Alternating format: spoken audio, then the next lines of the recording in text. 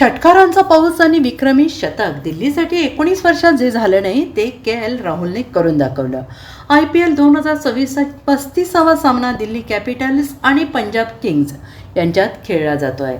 अरुण जेटली स्टेडियमवर खेळल्या जाणाऱ्या या सामन्यात के.एल. राहुलने एक शानदार शतक झळकावलं आहे. पंजाब किंग्ज विरोधात के.एल. राहुलने सुरुवातीपासूनच आक्रमक फलंदाजी केली आणि त्यानंतर वेगाने आपले शतक पूर्ण केले आणि हे या यष्टिरक्षक फलंदाजाचे 6वे IPL शतक असून त्यामुळे तो दिल्ली कॅपिटल्ससाठी सर्वात जलद शतक करणारा फलंदाज ठरला आहे. दिल्ली कॅपिटल्सकडून खेळताना के.एल. राहुलने पंजाब किंग्जच्या प्रत्येक गोलंदाजाचा सामना केला.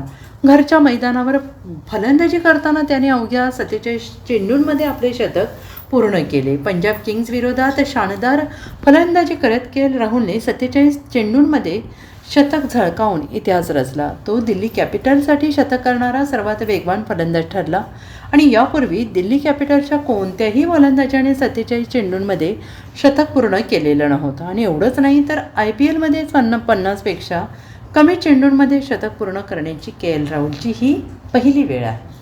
Bureau report SBN Marathi, Mumbai.